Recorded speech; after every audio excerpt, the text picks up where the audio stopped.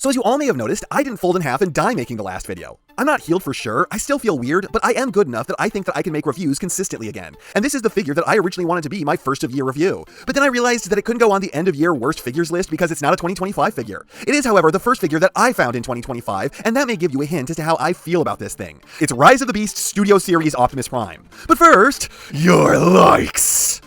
Please give, and maybe subscribe. This is not my first time actually handling this figure, as last year, back during my first ever TFCon, one of you guys, sorry I never learned who, you told me who you were, but it was so loud that I couldn't hear the name, handed me your copy that you had bought at the convention so I could get a feel for it during a presentation. I tested the articulation a bit, but I didn't transform it because I was not comfortable with the notion that maybe I could wind up breaking this. Now having handled this figure, I will say that that's not a serious concern, but I'd still rather be safe than sorry handling someone else's stuff. And now, almost a year later, after all this time, I finally found one of these, and after all this time, I can finally say that yes, the mainline figure is for sure the way better one. This is trash, stop pretending like it isn't. Objectively, this looks okay. It's a bit greebly, and the rear has a pretty clear separation between the backpack and the spine, and a few other minor issues. And all that's to be expected. It's not that weird. And honestly, it's not that ugly. Subjectively, however, I despise looking at this thing because of the horrible little goldfish mouth in the center of Optimus' solar plexus. I can't look away from it. It's a black hole. I forget this dude even has a head, because when I look at him, all I can see is, I'm Optimus Prime, I like anime figurines, and Evanescence is the only band that's real music. I cannot describe to you how much I hate this tiny hole. It's looking at me, and it's mouthing that it wants a cup of pure human sweat. But even were it not for the hideous chest face, the Rise of the Beast Optimus is just flat out a downgrade of the Bumblebee movie one. I don't know why they put these silver eyebrows on his titty windows, but it just drags down the look. Why is it there? It doesn't look like it belongs. It's like they went, there's not enough gray for a movie character. And that's not a problem with this figure so much, just the design at a base level. However, I will say that the mainline figure made it work way better, likely by having vibrant blue windows and a much greater degree of color breakup. The mainline feels designed. The Studio Series feels like a design that was going for something else that had extra bits added on top of it for no reason. Also, I hate the side skirts. The other figure has them, but the mainline one has them sitting flush and actually hiding the joint. So I have to ask, why are these here when they are even more pronounced, longer, uglier, and they've given up on actually bothering to hide the joint? Like Hasbro has finally given up on making Transformers reactivate. Then this next bit, fully a me problem, I get that no one else is going to care. I hate his feet. Squares are better than these stupid looking teardrop shaped things from the actual movie. I know these were on the Bumblebee design as well, but there is a reason why I like both the Bumblebee Studio Series Optimus and the mainline Rise of the Beast Optimus more, and it's not 0% to do with the feet.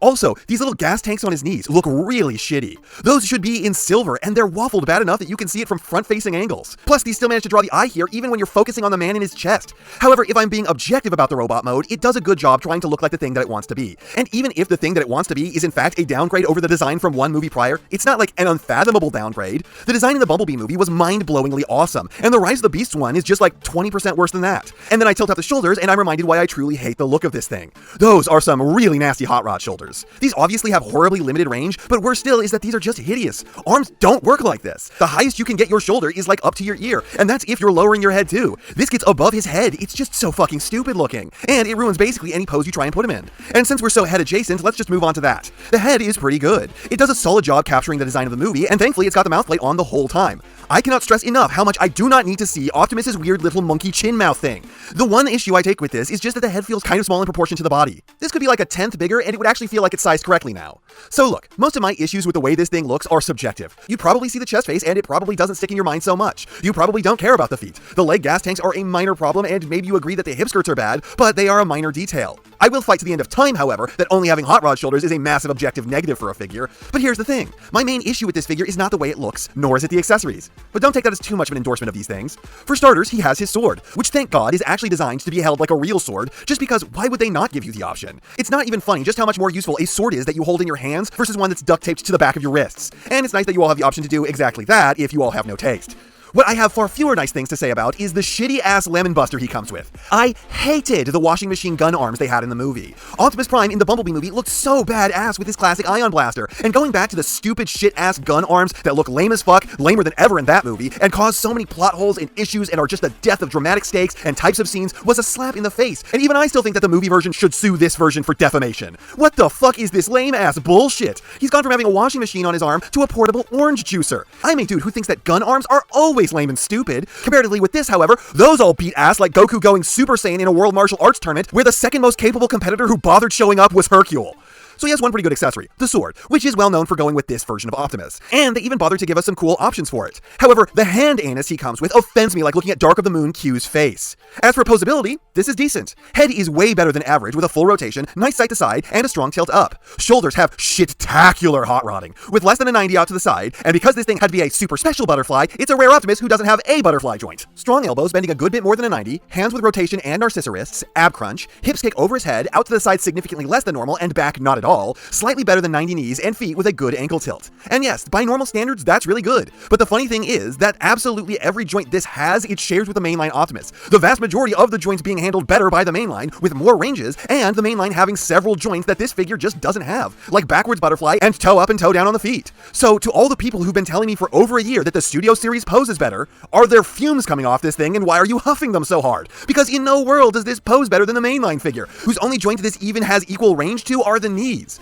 Then the transformation for this wouldn't be so bad were not for the shoulders and the lower half. Like seriously, the torso for this is almost really interesting. It's just so unfortunate that the shoulders, just to be different for the sake of being different, desperately want to fuck this up. And there's a step that if you miss it requires you undoing one of the arms to make space, and the whole thing locks together so tightly that doing that or just going back into robot mode is probably going to hurt your hands. And while writing this bit, I forgot to do that step, undid the arm, fixed the arm I undid, redid the arm, and realized that I'd forgotten to do the other arm while I had the clearance to do so, and now I am very angry. And then the lower half just flat out isn't even trying. And this is the end result. Pardon me while I go dig my own grave so it won't be so hard to bury me when I die from laughter.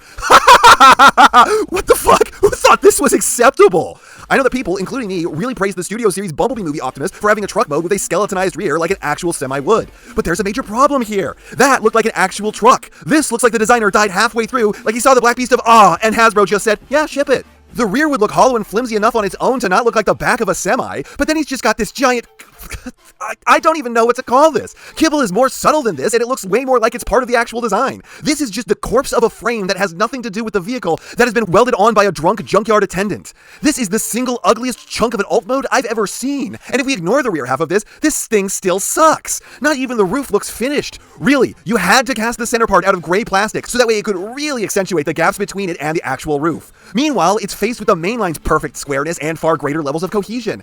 And after so long, I have finally been vindicated. Outside of accuracy, as I have always said, the Studio Series, obviously from a distance, was inferior to the mainline one. As I have always said, there was physically no way that it was going to pose better, and here we are, it does not. It is a significant downgrade on that front, and while this does look like the movie, it looks worse for it because the movie decided to do what it did with the design. It looks worse in general with more of its body looking like a mistake. Even if the sword is a great version of the sword, I will still take the Ion Blaster any day of the week over it, and the other thing this comes with's best use is as a small weight to keep your trash can from fluttering away in the wind. The transformation gives up halfway through and likes to be extremely annoying, and the alt mode only looks passable from directly head-on low angles because anything else makes it show his whole ass more than how half the artists on Twitter like to draw him. The mainline figure is better, and it's not even up for debate. The only reason this gets so much credit over that thing is just because it has the name Studio Series attached to it.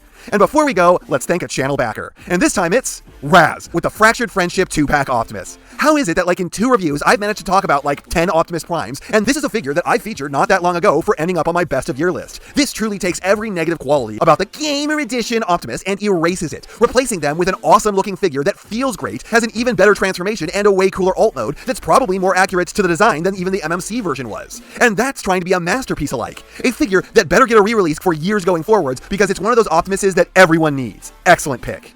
And thank you to all my backers who help me keep this show going and for you all watching. And that's not half of what I have to say, but it's enough what I have to say. And I know, you know, what everyone else tells you to do at the end of these videos. So if you liked what you saw here, please do that. And if you'd like to take it a step further, then please share this video with any friend you think may be interested. I hope you all enjoyed listening to me waste your time.